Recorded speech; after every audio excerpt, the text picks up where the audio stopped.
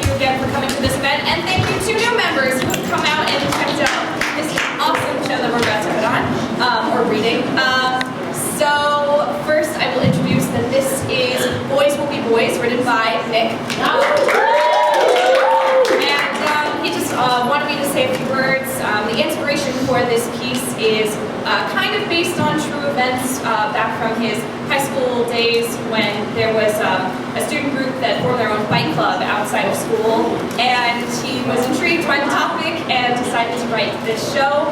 He also told me to warn you guys that it is a dark show and a bit heavy by his definition, so just be aware of that. But I hope you enjoy it. Now the actors will introduce themselves, starting with Mary. Hi, I'm Mary McGowan, and I will be playing Josephine. I'm Tyler, and I will be reading for Bobby. Catherine, and I'm reading for Song. I'm Gerard, and I'll be reading for Skylar. I'm Juliana, I'm reading for Chuckles. Lydia Stinson, I'm reading for Stage Fright. Hi, Liam Lonigan, I'm reading Paul. Hi, Morgan Price, I'm reading for Paul. Cole Frankham, junior music theater major. Hi, I'm Juna Knight, and I'll be reading for Jen. Great, okay, I'm gonna get started. Act 1, Scene 1. A forest clearing on a quiet autumn night. Leaves are scattered on the ground along with beer cans in various degrees of aesthetic condition. An ancient picnic bench sits on the divide between the tree line and the open space of the stage left. All is quiet. Then, from off stage, a voice is heard, that of a teenager, Skylar. So my dad found out who the guy was that banged my mom, tracked him down, and actually found the two of them in the bed at the guy's house. So my dad totally kicked the shit out of him. He would have killed this shit sucker too, but my mom pulled it off. My fucking mom, man. I can't believe it. He comes into the clearing, a suave and confident young man with the over-the-top Elvis William Shatner-esque mannerisms. He is followed by 3 boys, Paul, Clyde, and Bobby, and 3 girls, Cassandra, Josephine, and Jen. Well, fuck her, am I right? If she pulled a stunt like this again, my dad will really put her in her place, if you know what I mean. He winks and nudges one of the guys jokingly. Wait, what do you mean her place? Like, the kitchen? Don't be sexist, Clyde. It's 21st goddamn century. I mean the ground, you fucking dunce. Sorry. Why is her place the ground? I don't know, Jenna, Jesus. What is this, 20 questions? Just didn't really make sense is all I'm saying. Like, are you saying your mom has always deserved to die? Even before she decided to fuck someone else, or? Skylar quickly turns around on Jenna and lifts his hand up as if he is going to slap her. She flinches. He holds his hand there for a moment. Paul clears his throat, and after everyone stands in an awkward silence. Skylar lowers his hand and laughs like it was all in good fun. A few others attempt to fake chuckles. Anyway, where was I? Mentioning about how your old man patented the undershirt known as wife beater. Very funny, pothead little girl. If you weren't a girl, I'd probably suck you in the jaw. But I'm a gentleman. Not entirely sure about that. Josephine pulls out a joint and backs out of the group to lean on a tree. Bobby follows after her. They listen from a distance as Skylar prattles on. As I was saying, my pops told me one day, son, your mom's a no-good slut, but I'm not going to divorce her because my criminal record outweighs her infidelity. She'll definitely get custody of her.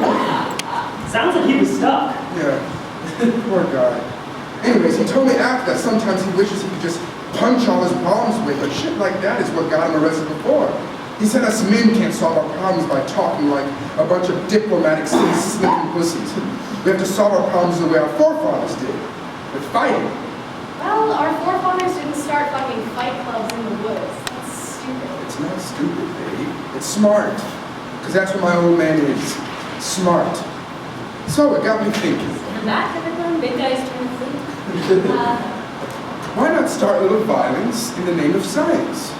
A little experiment, you know, like scientists. Yeah, like we're fighting cancer or something. Well, my grandma was cancer. Fucking shit, I hate cancer. There you go. Seems like we all could use a little fight club in our lives. Not only that, but if you think about it, some fighting now and then could be healthy in a way. We're venting in a controlled environment. A few punches exchanged between friends or acquaintances could do a person good. Otherwise, We're all just ticking time bombs. Yeah, like those Columbine freaks. They shut out their school probably because they sat inside all day reading, playing dumb video games. Well, not exactly what I meant. No, exactly right, Clyde. What we're starting here is humanitarian. This could be a movement. We could save lives. Don't get too high and mighty there, Sky. You're just doing this because you can make the cut for football. Excuse me for a moment, everybody. Skylar takes Cassandra by the arm, huffing and puffing, completely failing at concealing his rage. He aggressively drags her off stage. Bobby leans over to Josephine and talks quietly to her while the others stand in the center of the area, attempting to replace him. Do you see the way he treats her? Do you see the way he treats girls? It's horrible. Thankfully, he treats me like I don't exist. It's a fucking travesty. Josephine pulls out a lighter for the joint, but Bobby holds his hand out to stop her. She groans, annoyed. We're already drawing enough attention to ourselves with what I imagine will be a lot of loud noises and screaming caused by lost teeth and broken bones. We need to light up a smoke signal. Oh, Bobby boy, you're such a buzzkill. Plus, I have an excuse for my vice. My folks are divorced. Skylar's folks are still together. He has no reason to act like this. I know, but that's no reason to get us all caught. Lighten up, pal. Josephine lights her joint and chuckles. Get it? Lighten up. Yeah, Joe, I get it's fucking hilarious.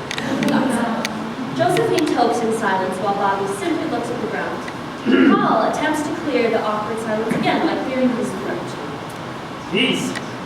Where those two went? Maybe getting some hot force action, eh, Clyde? I wish I could get some hot force action with Cassie. Don't we all? So, Paul, we're the brains of this operation, right? Well, I mean, I'm the only one here on the honor roll besides Cassandra and Bobby, but Cassandra's a girl and Bobby doesn't seem to have his heart in it. I think he's just here because he's always sort of been Cassie's gay best friend who just hangs around her. Bobby's gay. Nah, he probably just acts like it because he wants to have some kind of sexy slumber party with her dweeb. Paul pushes his horn-rimmed glasses up his nose and takes out an inhaler, quickly squeezing it and breathing into it. Skylar walks back into the clearing, turning back to the group with a crocodile smile. Cassandra follows behind him, holding her head low. Anyways, everybody, how about we make history and set up our first fight? Bobby and Josephine walk back to join the rest of the group. They all look at each other, confused. Paul and Clyde, how about you two? Oh, well, gee, Skylar, I don't know. We're a bit outmatched. We aren't even the same weight class. That you work at the store? Clyde menacingly holds his fist up at Paul, causing him to cower. That's the spirit. Now, why don't you two enter the ring and duke it out? Are you high, bro? What ring?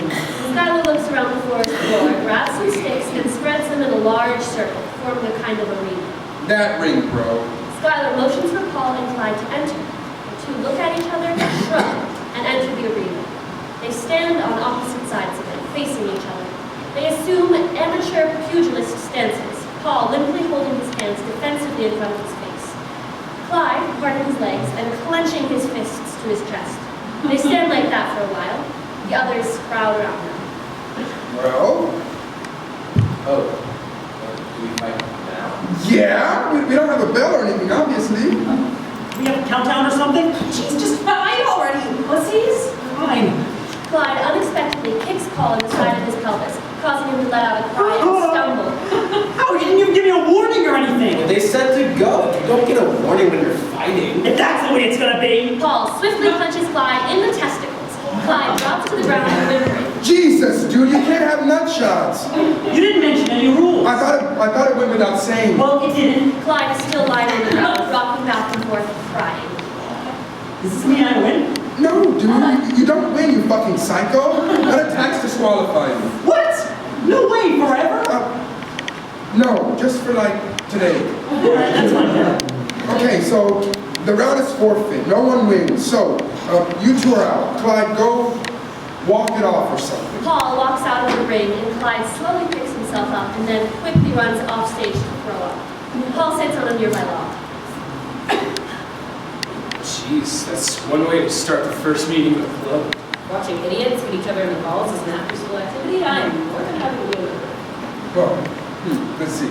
Well, there's not too many dudes here to start, so it looks like all that's left is Robert over there and me. Hey, Skylar, I don't really feel like fighting that. I kind of just wanted to observe this first time. What? First meeting a fight club and we only get one fight? That's super shitty. Cassandra and I can fight.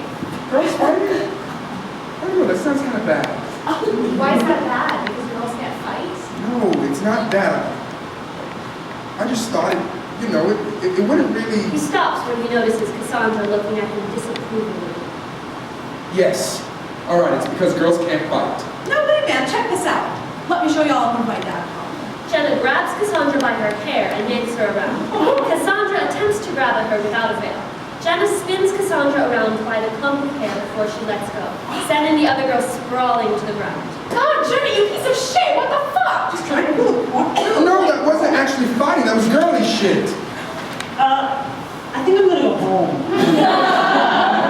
Too much talking, not enough fighting. Clyde walks back into the clearing, still kind of woozy. I feel like I should wait to fight again until I have a cup or something, other kind of testicular protection before getting. Great. Way to go, Bobby. Since you didn't fight me, our first meeting was total boring shit. Well, maybe we'll have better luck tomorrow. Fat chance. Come on, Cass, let's go before we die of boredom. Skylar grabs Cassandra by the wrist and pulls her away. Bobby looks after her, and she makes brief eye contact with him.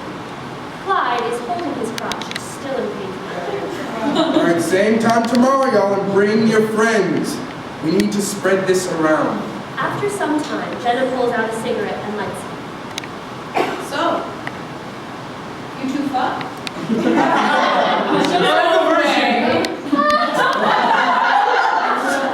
two look at each other, shocked. Jenna and Clyde laugh. What a fucking loser! Wait, aren't you a virgin too? At least I could get laid if I wanted to. Be serious, though. Yeah, I thought you knew. Ooh, you're like 17 now. You gotta get on that before you graduate. Well, I have college to lose it. Going to college? Shit, that's done. Where? Well, everyone else is gone, so I'm gonna head home too. Tomorrow. Yeah, I think I'll follow her. Bye. Josephine gives the peace sign as she exits with Bobby and Tub. Jenna and Clyde are still standing there. I can suck her dick if you want. No thanks. I don't need 20s on me. Ah, very funny, Mr. Virgin. I'm serious.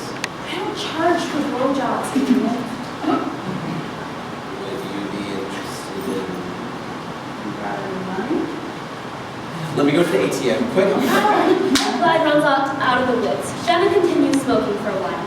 From the woods comes a strange, ominous cackling that gradually gets louder. Freaked out, Jenna puts out her cigarette and runs away. The laughing continues, getting closer and closer before blackout. Scene 2. The next day, the clearing is exactly the same as it was the previous evening, except for one strange difference. Under the picnic table, there are 2 piles of dirt where there was nothing before. Skylar, Cassandra, Bobby, Josephine, and Paul come into the clearing, followed by one newcomer, Molly, a musician-type gal with sunglasses, wearing a postmodern, ironic punk gingham gown with patches on it, and carrying an instrument case with a fiddle in it. Here we go again, boys and girls, the most exclusive club since... 2 clubs! Keep it up, Josie, and I'll forget you're a girl, I swear to Christ. Josie holds out her hands in mocking surrender, smiling at Bobby, who hesitantly smiles back. Hey, you guys know where Clyde went? I haven't seen him in school or back home. The big lug can't afford a cell phone, even if he could, he probably wouldn't know how to use it. Yeah, your poor brother probably went and got himself shot trying to get it in with Jenna. You know how her dad is with her. Very, how should I put this?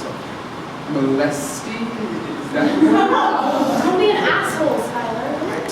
I'm just calling him like I see him. Come to think of it, I haven't seen Jenna around either. Maybe they both eloped since such a union would be shameful in the eyes of the public. Guys, whatever. So we have 2 absentees. Who gives a shit? We came here to fight, not to start a neighborhood watch. Yeah, true. So, we've got a new gal here. Everybody say hello to Molly. The group starts to give a greeting, and Skylar cuts them off. Come on. Don't actually say hello. This isn't Alcoholics Anonymous. Bobby, once again disconnected from Skylar and the others, is staring at the ground, kicking at the leaves. When he spots something, he crouches down to get a better look. Josephine notices. She crouches beside him as he uses a stick to lift up a filthy, used condom. Josephine and he make gross faces. Skylar continues. Anyways, Paul, how about you and I trust you? Oh, but I can barely handle Clyde. And he isn't as good a fighter as you. Don't be a puss, dude. But you'll beat the shit out of me. I'm not gonna go too hard on you. Maybe. And hey, who knows? That fight yesterday could have made you an expert. Skylar laughs and Paul meekly laughs with him. Bobby is observing the condom like a detective. Josephine talks to him quietly so the rest of the group does not hear. There are little talks yesterday about getting late with your college giving some inspiration. No, this isn't mine. This must have been left here last night. Paul and Skylar walk into the center of the ring as the others watch them.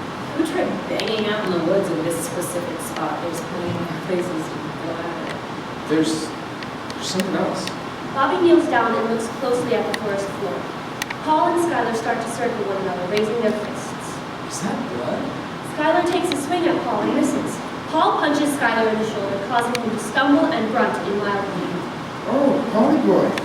That was a nice one. Please don't kill me. Josephine pulls out her phone to take a picture of the condom on the stick. Maybe the girl was If I were a girl, I wouldn't be putting my bare vagina on the forest floor. That's just unsanitary. Dude, don't ask me. We live in Dakota, Nowheresville. There's all sorts of disgusting, filthy people willing to fuck in the dirt. Bobby sets the stick he was holding down and stands up with the others. Josephine joins him. Skylar socks Paul in the stomach, causing him to double over, gasping for breath. There's something weird about that condom. They're fighting. Give up, dude. Yes. Paul sweeps his leg towards Skylar, knocking both Skylar's feet out from under him, sending him to the ground. Cassandra looks away from the fight and looks at Bobby. He looks back at her and they smile for a bit. Bobby waves. Cassandra waves back. Oh, very clever guy. You actually got me for a second there. Guess I can take the gloves off now. Hey, wait, I was only trying to... Before Paul fully recovers, Skylar tackles him back to the ground, throwing wild punches towards his head that Paul barely has time to block. Cassandra runs towards Skylar to pull him off Paul. Skylar, that's enough. You're gonna kill the kid. She grabs both of Skylar's arms from behind him, and Skylar swings his right arm back, smashing her in the face with his elbow. Bobby runs to her side and puts his hands on her shoulders. Are you okay? Yeah, I'm fine. Paul might not be. As Skylar wails away on Paul, Bobby runs up to the old picnic bench and pries the plank off of it. He runs up behind Skylar and hits him over the head with it, knocking him off Paul. Everyone else watches in horrified silence. Shit fire. Bro, do you mind? I was trying to teach this puss a proper lesson in duking it out. Fucking A, you psycho! Look at what you did to your fucking girlfriend! Skylar looks for the first time at Cassandra, who is covering up a black eye. Shit. Cass, are you okay? Fuck off, Skylar. She gets up, pushes her way through the others, and exits the clearing. Paul, all bloody in the face region, simply lies on the ground, groaning and grinding in pain. Call me later? Okay, babe. Man, how fucking stupid are you? Skylar whirls around, glaring at Bobby. What did you just say?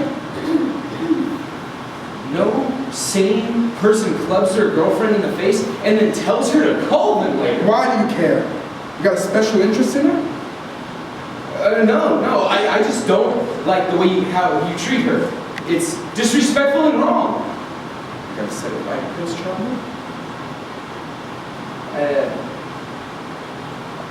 Maybe. Wrong move, dumbass. You and me tonight. Well, what about right now? I need to check on Cass. I'll give Bobby the benefit of getting all of his affairs in order before I put him in the dirt. Tonight at midnight, Robert, you and I fight for Cass. We'll see if love overcomes all, won't we? Skylar laughs wickedly and exits in the direction Cassandra went. Dude, you done fucked up talking about Cassie like that. You know how possessive Skylar is. Whatever. I'm done being afraid of that big shithead bully. Hey, Clyde's a big shithead bully. Skylar's a calculated psychopath. That's my brother you're talking about, asshole.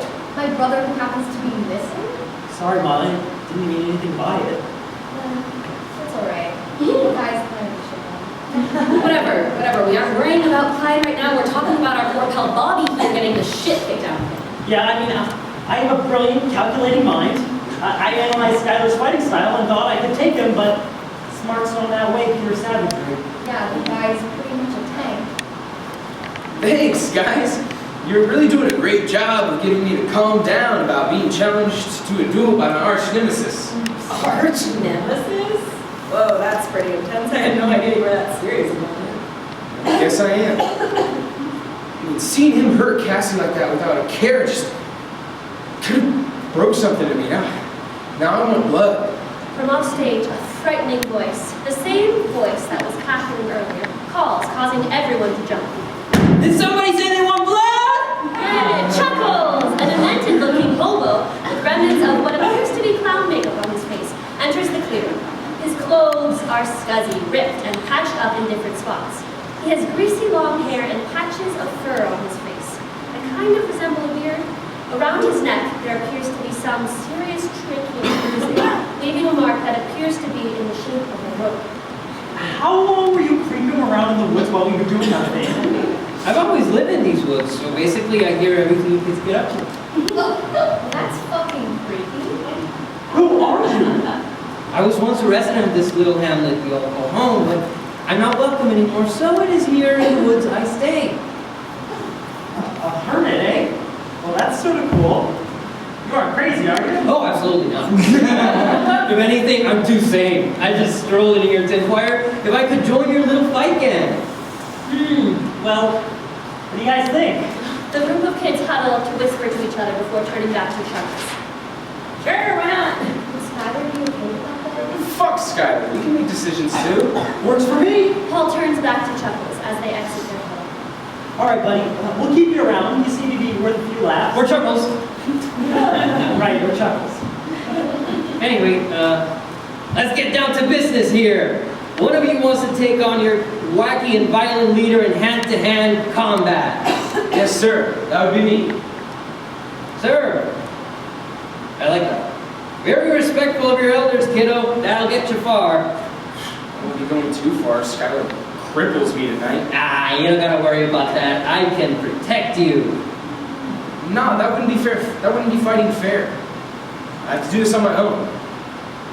It's possible I could beat him on his own terms if I believed in myself. I wouldn't go running blindly into battle like that with your only weapon being hope. Hope is like a grenade. It can kill your enemy, but it can also kill you if you pull the pin at the wrong time. Huh. It's intense. Can you help him help Bobby here out? I don't want him getting murderized by some crappy douche. I'll do what I can, but I won't be able to join you tonight. Why's that? I have work I must attend to. Work that requires my full attention. All right, that's fine. So help me prepare now. I like you, Bobby, so I'll do my best to teach you what I know before the moon is in the sky. That is, the time I transform. Transform? Yeah, transform into my work uniform. I'm a security guard. Oh, alright then. Anyway, everyone gather around Uncle Chuck and I'll teach you all what you need to know in order to defeat your enemies with only your hands and your teeth. Chuckles takes a seat at the picnic table and slaps it a few times for the kids to join him. They hesitantly sit next to him. Scene 3. That evening, 5 flashlights are placed around a makeshift arena, facing inwards to light up the area of it. Skylar is standing in the center, tapping his foot impatiently. Cassandra is off to the side, sitting on the stage-left picnic bench with Paul and Molly. Would you look at that? It looks like Senior Romance pussed out. Can you ever say we're really surprised? He is answered with sullen silence. Too bad. I was looking forward to breaking both his legs and watching him squirm around on the ground all crippled and whatnot. Don't worry. You'll still get that chance. Everyone turns around as Bobby and Josephine enter. That That didn't sound as badass as I thought it would. Color me surprised. Hey, hey, there he is. The underdog. It's on, y'all. You're not a wrestler. He's trying to help maintain a feeling of high tension or drama.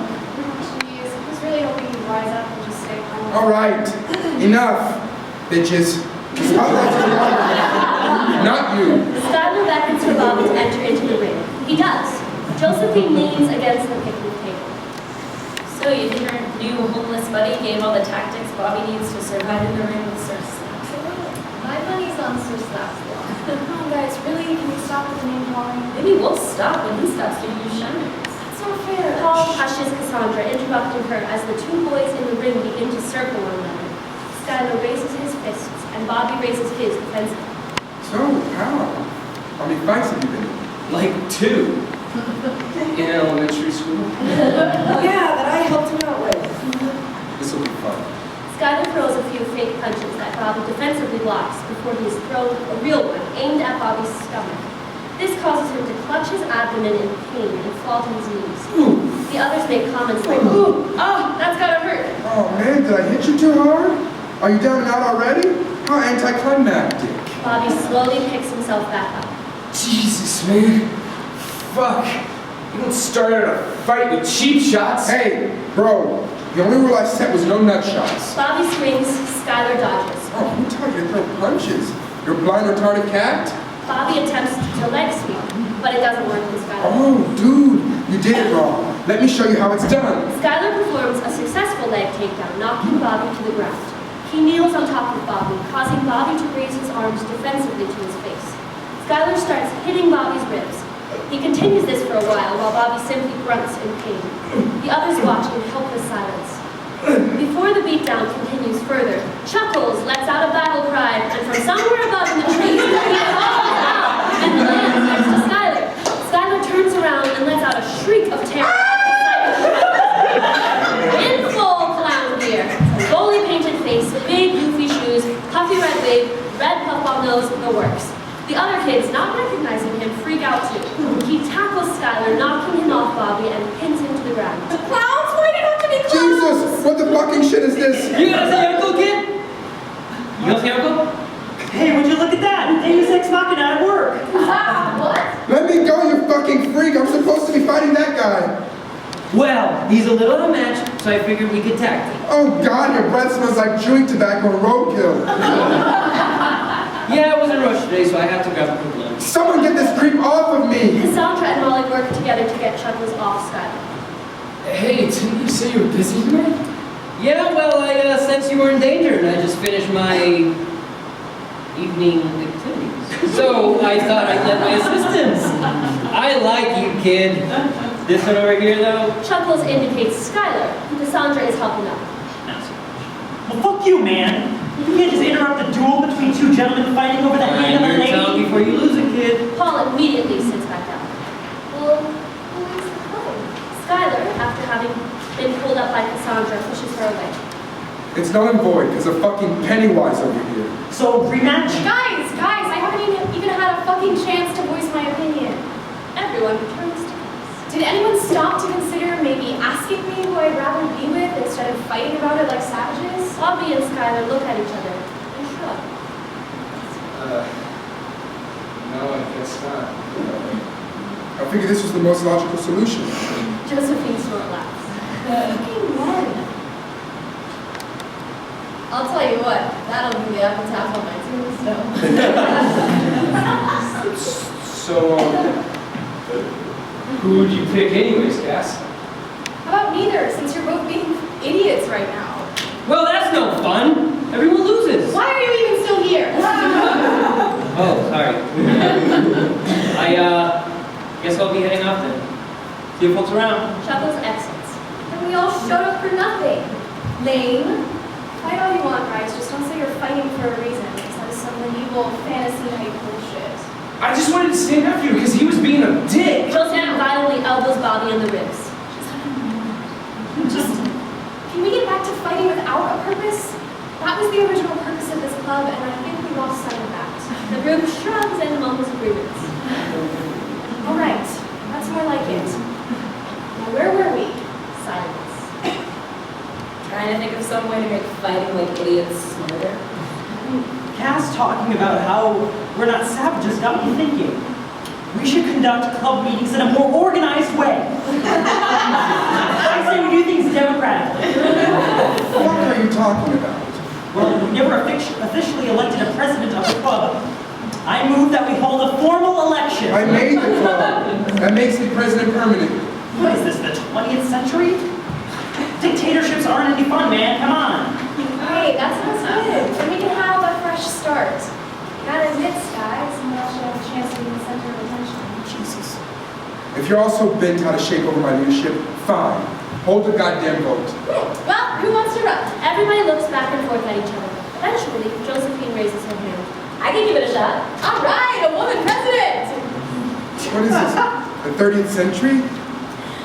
Last time I checked, Skylar, you were nearly raped by a clown, so I think you should just hush up before you embarrass yourself about it. God.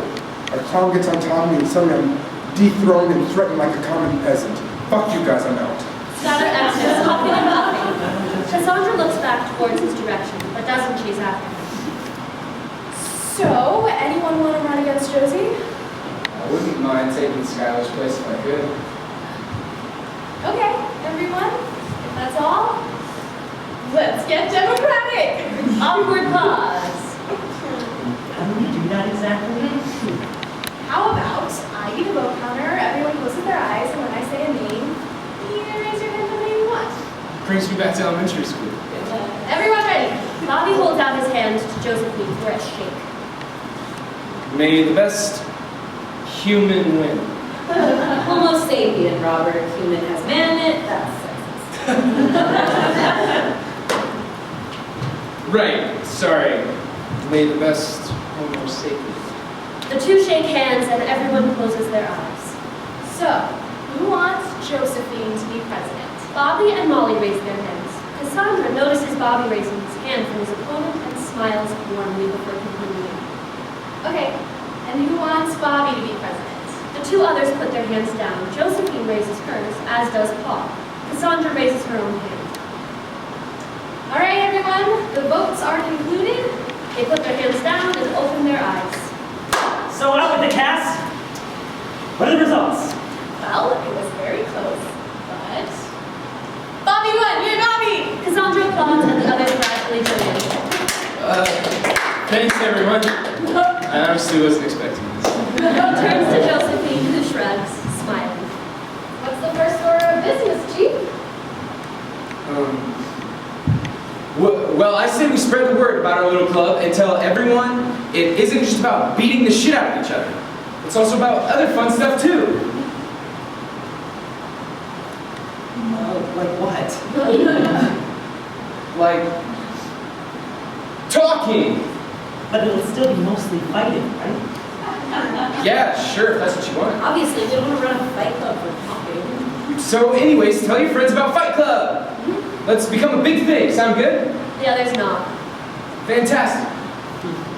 See you tomorrow then. Molly, Paul, and Josephine start to walk away. Cassandra stops Bobby as he turns to go. Wait, Bobby, I just wanted to talk to you for a minute. Yeah, totally. She waits for the others to vanish before speaking. Listen, I put on a bit of a show earlier and making you and Skylar look like assholes and like you group, but really it was Skylar being the asshole. I probably was too. If you were, it wasn't anywhere near as bad as him. Everyone always gives me shit for being with him. I tell him that it isn't so bad in private, but I don't know if that privateness is worth it anymore. I mean, you love who you love. Can't be helped. Maybe it can. Silence. So, you're El Presidente now. Cool stuff. Yeah, I don't know. Are you okay with that? I wanted to seem confident in front of everyone, but I honestly sort of felt bad about Skylar. I wanted to apologize on behalf of the clown man. You shouldn't feel bad. We started this club for the wrong reasons. You, I think we can find the right reasons. I appreciate you saying so. And I saw how you voted for Josephine instead of yourself. It was really sweet. She did the same for you too, Yana. Her and I have always been pretty close. Seeing you try and give her the spotlight was what made me vote for you. Well, Cassandra quickly pulls him inwards and kisses him. Bobby pulls back, shocked. Whoa. Sorry, that's kind of cliche. I wanted to give it a try. No need to apologize. But, why? I told everyone I didn't want either of you, but I lied. Choose your Bobby. She's you. She takes his hand and holds it. Bobby can't help but smile. What made you finally decide to show your true colors? Yeah. Well, maybe it has something to do with the fact that you have a psychotic man on your side. The two share a laugh.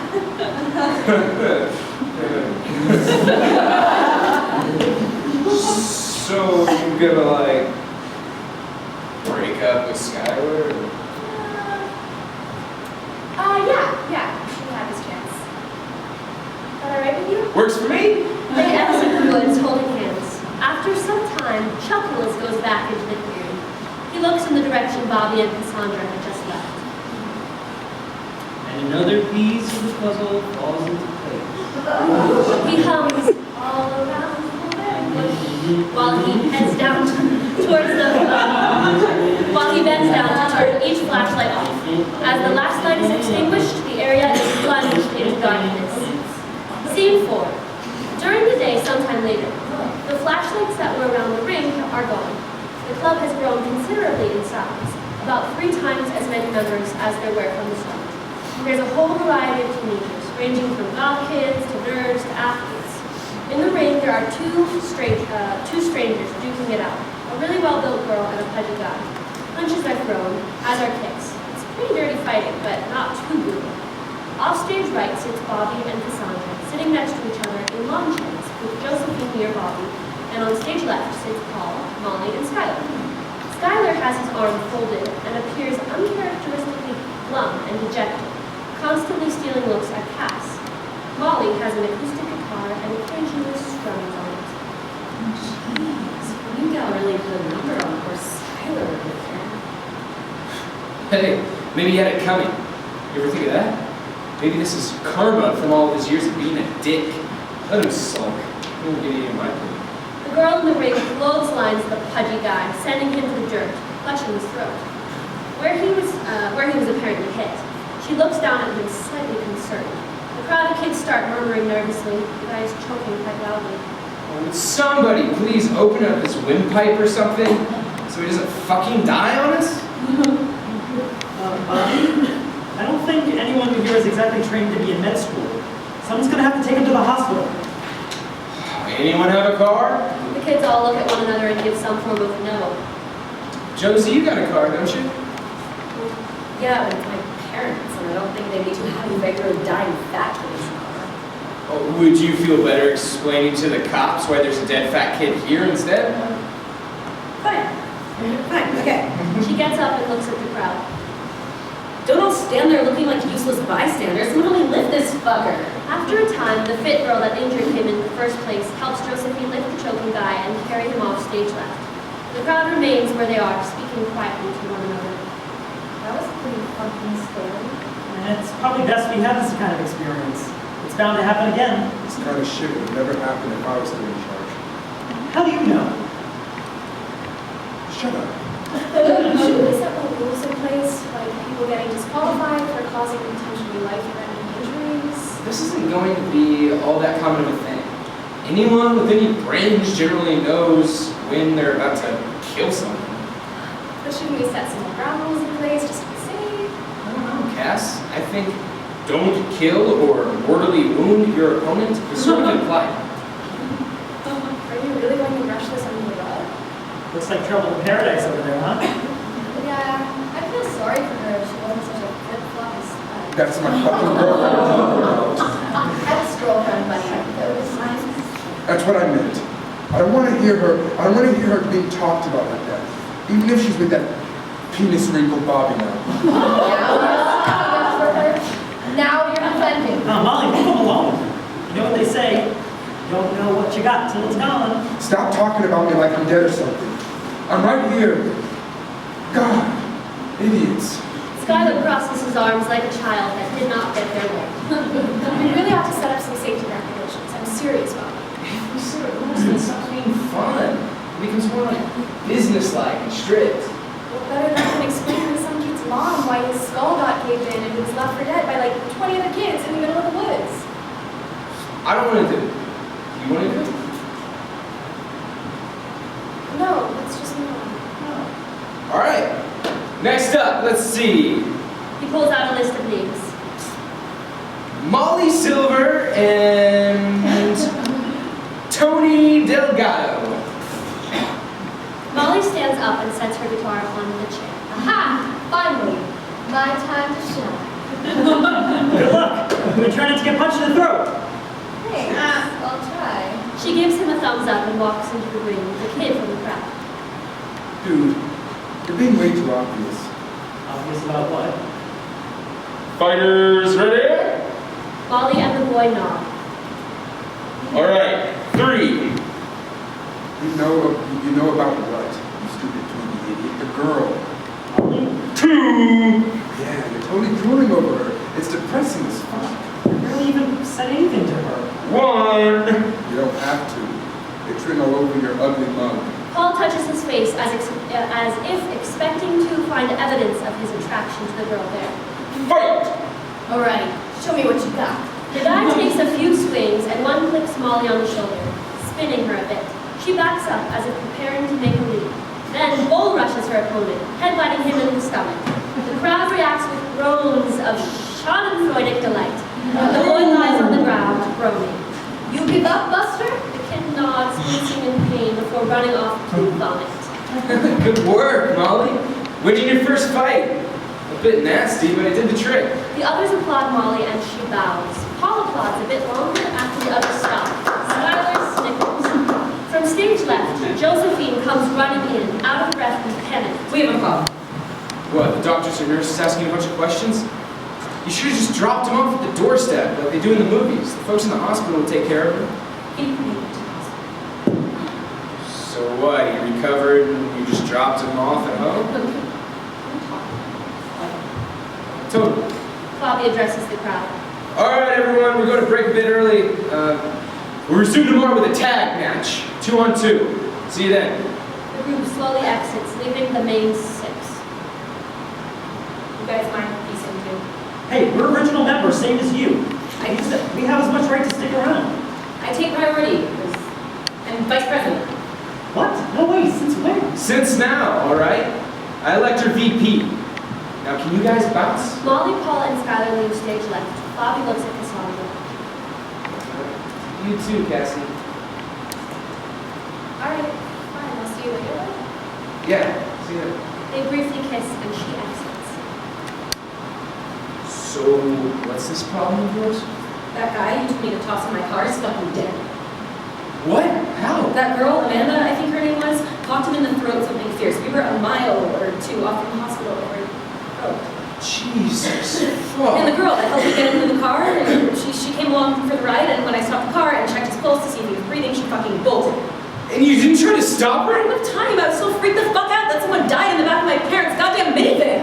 Where'd she go? Some dense forest. I have no way of getting the car into. Bobby is struck silent.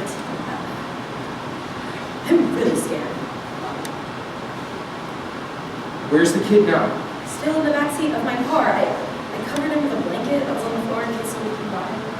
All right, well, we have to get rid of him. Well, shouldn't we fucking tell somebody? They're probably going to arrest us. We didn't kill him. Yeah, we didn't pull the trigger, but we might as well put him in front of the fucking gun. That girl, Amanda, you have her name next to his on the list, don't you? That's clear evidence. They'll put us in the clear. It's not enough. We'd still get a fuck ton of trouble. Need help disposing of the body? Bobby and Josephine whirl around to see Chuckles enter. He is still in his clown gown. How much of that did you hear? Enough. But hey, listen, I'm on your side. I don't want you good kids getting into trouble either. Let me help you out. I'm not sure I want your... Hang on now, Josie. We're in a tough spot. Let's hear him out. Let's just say I've had experience with this type of thing before. The 2 kids look at him, somewhat terrified. In wartime, I mean. Against the enemy. Terrorists, you know? Not on the home front with kids or anything. Shit, you were a soldier? Another story for another time. Right now, You gotta hide your little fuck up. It isn't a little fuck up. I have a goddamn dead guy in my car. Tomato, let's not get hung up on. So what do you think? Would you kids like to employ my services? Bobby turns to Josephine and shrugs with a smile, and she violently shakes her head, clearly not too thrilled with the idea. Sure, we'd be honored to have your help. All right, now we're gonna need a hacksaw, some lye, and a bathtub. Can't we just bury him and not fucking melt him down? Gee, that would be a lot of fun. I prefer that too. We both only have one tub at our places, and I doubt we'll really be able to get away with melting a corpse in our bathroom, since there's always a family around. All right. Well, least we can do is get a damn shovel so we can bury our dearly departed amigo. I can do that. Come on, Josie. They turn to leave, but Chuckles speaks up first. If I do this for you two, you're going to owe me quite a bit. Someday I will ask for a return favor from you at a time of my choosing. Yeah, sure, whatever. We'll do it. Just making sure we understand one another. Now, go get some shovels so we can get to work before nightfall. The two run off. Chuckles grabs a piece of wood off the ground, pulls out a small carving knife, and starts whittling away at it, sitting in the center of the ring. Scene 5. A still evening. Cassandra enters carrying a large pack of camping equipment, and Bobby's following behind her with a backpack. They notice that the 5 flashlights from the ring from the night of Skylar and Bobby's fight are back on again, turned on, lighting up the area. They eye the lights curiously, but move on without questioning them. Opening up his pack, Cassandra moves to the empty space on stage right and starts to set up the tent. Reaching into his backpack, Bobby pulls out a 6-pack of beers and tosses them gently into the tent. So, Cass, you ready for this? All right. I've been taking someone's virginity in a long time. Not to sound creepy or anything, but I've been dreaming of this movie for quite some time. It almost seems too good to be true. Well, I'm very happy to bring that dream to life. Cassandra finishes the tent and takes the 2 sleeping bags. She goes into the tent and lays them out. Say, Cassie, Cassandra pulls her head out of the tent. Yeah? do you think that clown guy we met, Chuck or whatever his name is, do you think him showing up has anything to do with Clyde and Jenna disappearing? Cassandra steps out of the tent and walks up beside Bobby. Why would you ask something like that? It's just really weird that him showing up happened around the same time they left. I mean, he's creepy, sure, but there's a lot of creepy people around, you know? My neighbor has a jar of Native American scalps that his great-grandfather put in a Blackbox decades ago sitting on the mantelpiece. The ice cream man occasionally eats movies and eats products when kids come around. Paul's uncle claims to be stalked by the ghost of Rasputin. Of our school supposedly keeps his criminally insane semi-cannibal wife chained up in his basement. I mean, our town is a regular horror story. Right, but this Chuck guy, something seems extra off about him. Kidnap toaster? I don't know. Never mind. Let's put our minds on more pleasant things. Bobby takes Cassandra's hand and they enter the tent. They start to kiss as he sits the tent down. The interior of the tent is unlit, so the two are completely concealed. Only their voices are heard. Chuckles enters the clearing, covered in dirt with a shovel over his shoulder. He plants the shovel on the ground and comically cups his hand over his ear in pantomime of eavesdropping. Moans of pleasure start to come from the tent. What I wouldn't give for some X-ray vision right about now. Let's stop their noises for a moment. What? What's wrong? Did you hear something just now? Cass, all I can hear is my throbbing erection ringing in my ears like a air sound.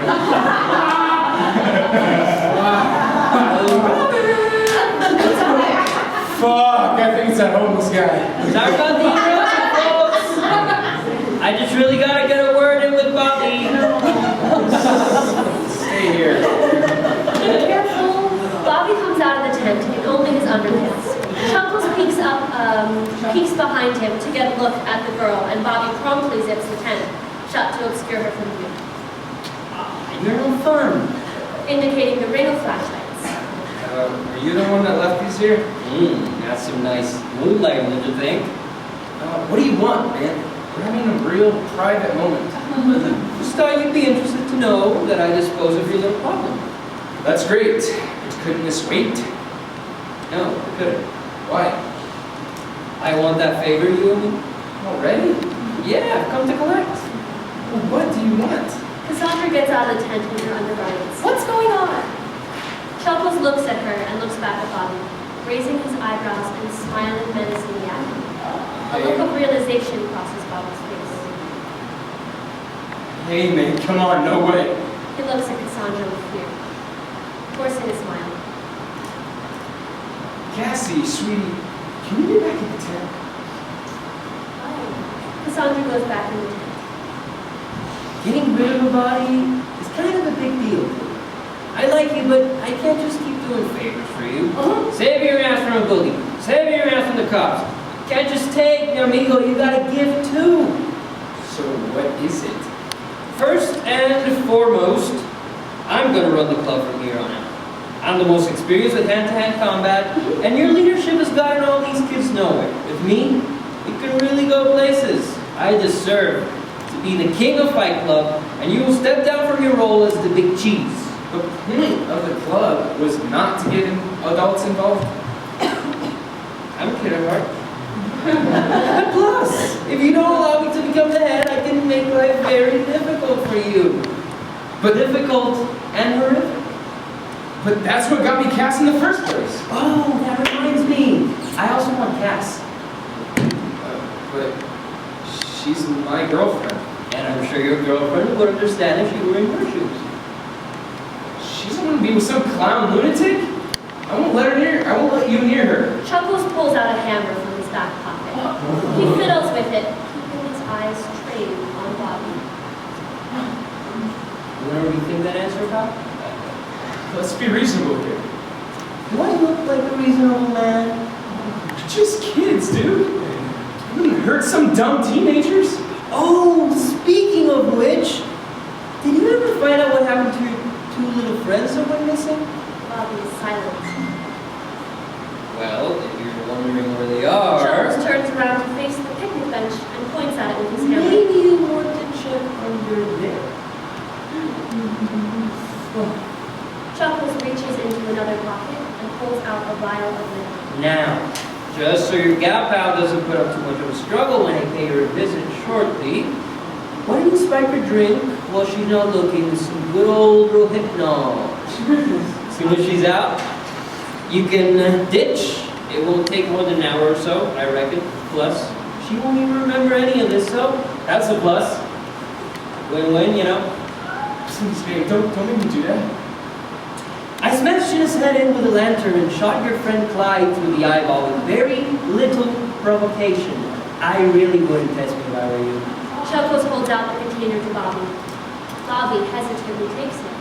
Chuckles then puts his finger to his lips, the pantomime being quiet, and gives a little shh. Bobby nods, horrified and distraught, and watches Chuckles slowly back up out of sight. Is he gone? Yep. He cleared right on out after I had a word or two with him. Good, the fucking creep. Bobby holds back the sob by biting into his arm, but tears are in his eyes. So, you're gonna let this romantic night go to waste because of some dumb clown or what? He right there. Slowly turning his eyes away from the woods, Bobby walks towards the tent, holding the vial of liquid behind his back. He enters the tent and zips it behind him. Blackout. Scene 6. A few weeks later, the warm autumn days have become darker and much closer to winter. The sunny sky has been replaced with an ominous overcast ceiling of clouds. In the background, the sounds of a train and a train whistle. In the spot where Cass and Bobby once sat is a chair with Chuckles. The crowd of spectators is even bigger, taking up a lot of room. Some even stand past the tree line of the clearing. In the center of the crowd, two guys and one girl are violently kicking one boy lying on the ground, all over his body. The kids in the crowd go wild, cheering for more brutality. The dirt in the clearing has dried patches of blood, some less dry, spattered all over. On the other side of the fight stands Bobby, Josephine, Molly, and Paul. Molly has her arms wrapped around Paul, kind of nuzzling his shoulder. A guitar is strapped to her back. Oh, this went from interesting to bad fast. Here I thought a group titled Fight Club couldn't get any more vicious. Who would have guessed making shady deals with violent vagrants and clown makeup would go so awry? This is fucking bullshit. Chuckles, previously slumped in a drunken slumber in his chair, snaps out of it like some kind of sixth sense in his mouth. Everyone hold it! Silence! The cheering halts, and the kids kicking the injured boy stop, looking at him with concern. Was that a dissenting opinion of my club, I hear? Chuckles thrusts himself out of his chair and into the crowd of kids, looking around accusingly. They all simply stare at the ground. He makes his way over to the main kids, having no qualms with those in the crowd. He paces back and forth in front of them. Is someone unhappy with the way I'm doing things? They are silent. He gets into Bobby's face. You have any complaints, Bobby boy? You're free to give me your honest opinion, after all. Gets awfully close to Bobby. We have a special relationship.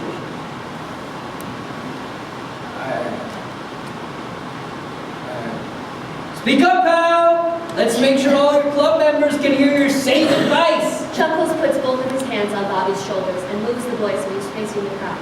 Chuckles places his head on top of Bobby's.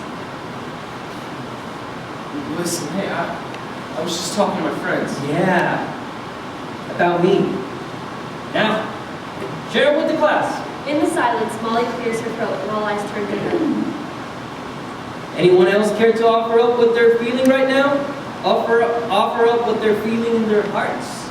Shh, what are you doing? He may be a dick, but he doesn't deserve to take the fall from you. But maybe he'll kill you. It's the way he do. Children? Molly turns back to the crowd. I was saying... Paul jumps in front of her, cutting her off. She was saying that I shouldn't be talking so loud about how much of a fucking sick cunt you are. Everyone in the crowd gasps, even Chuckles. Pardon? Paul, what the fuck? Sorry, doll. I always had that obnoxious white knight complex following me around. Guess it finally got the best of me today. Excuse me? Paul smiles sweetly at Molly and kisses her on the cheek before turning back to Chuckles and the other kids. Righteous fury in his eyes. Bobby has continued to stand there in silence next to Josephine and Skylar. Oh, sorry. Let me enunciate better. You're a fucking sick cunt. And I think we're all pretty fed up with getting all of us kids to beat the shit out of each other for your amusement. Actually, it was sort of my... Shut up, Skylar. You may be a dickbag, but this clown guy is a cockslut. A giant, hideous, syphilitic cockslut. Slapping all sorts of poor, lowly prostitutes with his filthy, leaky, shriveled, venereal disease-covered cock! Stunned silence. Everyone looks at Chuckles, staring blankly at Paul. And I think it's time you fucking board the shitty-ass boxcar to Shitsville, where you came from. Suddenly, the crowd erupts into cheers. All the kids are cheering for Paul, even Bobby, though, hesitantly. Paul turns back to Bobby, who gives him a thumbs up and embraces him before giving him a great showstopper of a kiss. They stare into each other's eyes. Wow. The kiss of a speech. Paul, pleased with himself, turns back to the crowd. He adjusts his glasses on his face and turns back to Chuckles, folding his arms, satisfied. Well, Captain Syphilis, what now? A long silence as Chuckles just stares at Paul, shaking with rage. Tears start to come out of his eyes.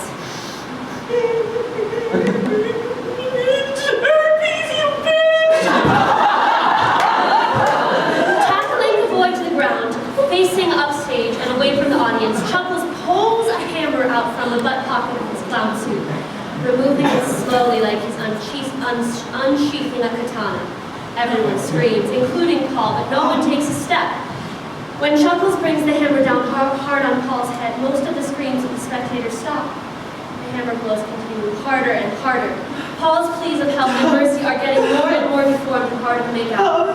Blood starts to shoot out from where Paul's head might be, splattering Chuckles and some nearby kids. Molly is still screaming. After about 8 or 9 blows, Chuckles, covered in gore, takes himself off the body, and Paul the body of Paul and turns back to the kids, dropping his hammer. Chuckles shrugs to the others. The sound of a train passing by. He should have done his research. It's herpes, not syphilis! Bobby, what have you done? Wow. That was brave. Looks like Paul's a martyr. And you're a cowardly piece of shit. And I hope you, your dumb girlfriend, and your stupid kid have a great white trash life together. Chuckles whirls around, pointing at Bobby. Roberto! Don't you think it's time to lighten up the mood a bit? Hop in the ring with me and let's give all these cool cats a show they won't forget. Fuck this, I'm down to Fight Club. Bobby starts to walk off stage left. Chuckles pulls out a revolver and cocks it, aiming it in Bobby's direction. Oh, no, you don't. Not without my permission. I'm the king, remember? I'm the fucking king! Before he can pull the trigger, Molly, pulling her acoustic guitar off her back, swings it at Chuckles' head, knocking the gun out of his grasp to the ground. Bobby turns around as Chuckles starts to put his gloved hands around Molly's throat. As he presses down on her neck, she swings the guitar again and it breaks against his head. He drops to the ground, pulling her with him, his hands still around her throat. The guitar has been broken at its neck, and Molly tears the bottom half of it off, leaving the jagged neck. Lying beside Chuckles as he chokes her, she plunges the guitar fretboard into the side of his head. He jolts a bit before letting go of her and going still. The forest is in an almost cool quiet, save for Molly gasping for breath. I never knew a guitar could kill someone. Wow. Good work. That was for Paul. Oh, yeah. I'm so sorry you had to do that on your own. Josephine reaches out to put her hand on Molly's shoulder, who is still kneeling on the ground. She quickly stands up to face Josephine before pulling her in for a kiss. Josephine pulls back, shocked. Don't apologize. No one was gonna do anything. Didn't know all these big tough guys were really a bunch of pussies, pissing their pants in fear when something more than ball kicking and wedgies goes down. Josephine turns to Bobby and glares. Yeah, well, boys will be boys. Josephine pulls Molly in for a more passionate kiss. Some ahs and ews are heard. Molly takes Josephine's hand in hers. She starts to walk off, and Bobby stops her. Wait a second, Josie. When did you become a lesbo? If you open your shitty, oblivious, cum-crusted eyelids to look around at those who gave even the slightest fuck about you, you would probably have known that years ago. This is all coming out of left field. Yeah, well, so is watching the least heroic looking but most heroic boy ever might get his head smashed. So you're just gonna walk off into the sunset with some carpet muncher, leave our town and never look back? It was never our town. It's always been your town, Bobby. Even when you played the victim, it was clear you wanted to run things, even if it was something as idiotic as a little club for backyard wrestling. All your dramatic speeches about giving an abused girl what she really deserves, a kind guy like you, all your inspiring yarns about how the little guy was pushed around enough and it was time to stand up to the big nasties, it was all a bunch of lies, and here you sit, surrounded by your empire of bullshit. You've taken the throne back from your corrupt despot. Bravo! But you were always the milquetoast, white bread, beta male hero a bunch of sheeple could follow without much effort. People have always found the underdog look attractive, but I guess I've seen the light. The underdog is just as evil as the top dog, just more desperate to do the unthinkable. Silence. Fuck me, she's actually pretty cool. Molly takes Josephine's hand and they smile at each other. Bobby seems to have ceased to function, staring at the ground. So, Josie, what do you say? You leaving the boys for the cleanup? Might as well. They started this mess in the first place. The two girls exit, holding hands, leaving Bobby shocked and Skylar amused. The crowd gradually leaves after they leave, leaving the two boys and the two corpses. Skylar sits on the ground, smiling. I showed you. Fuck you.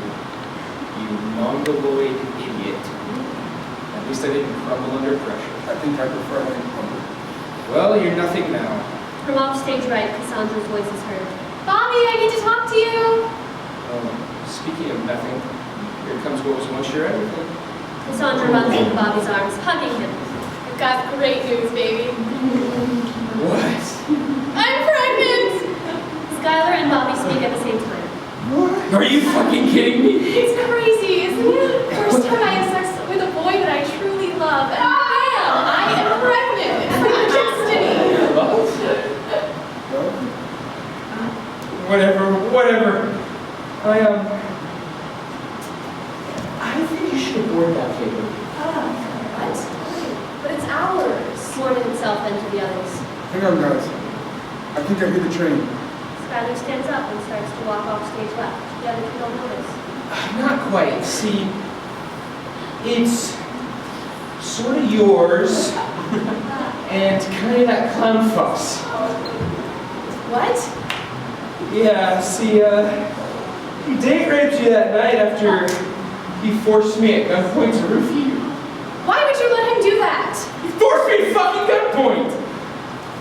Well, that's definitely a train. I gotta catch it for you. You could have tried to stop him. Who knows how strong he might have been?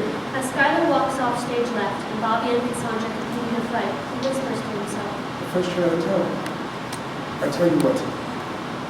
I think this town's run its course on me. Time to run to something bigger and better things. College, maybe.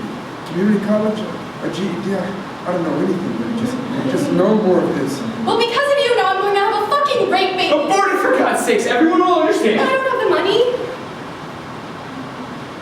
Clothes hanger? Cassandra slaps Bobby. Skylar can still be heard muttering off stage left. Bobby touches his face and looks at her. He violently shoves her to the ground. You're lucky I'm not like a physically abusive Skylar jump, or you get a lot more than that. Cassandra starts to cry. Bobby moves beside her. Hey, come on, it's okay. I'm sorry, Cassie. I'm a fucking dickhead monster. I shouldn't have, It's okay, Bobby. I guess you sort of deserved it. Stabbing you wasn't nice of me. Tell him, Cassie! Tell him, Cassie! Bobby lifts her head up to his level and pats her cheeks, smiling warmly. Pretty Cassie.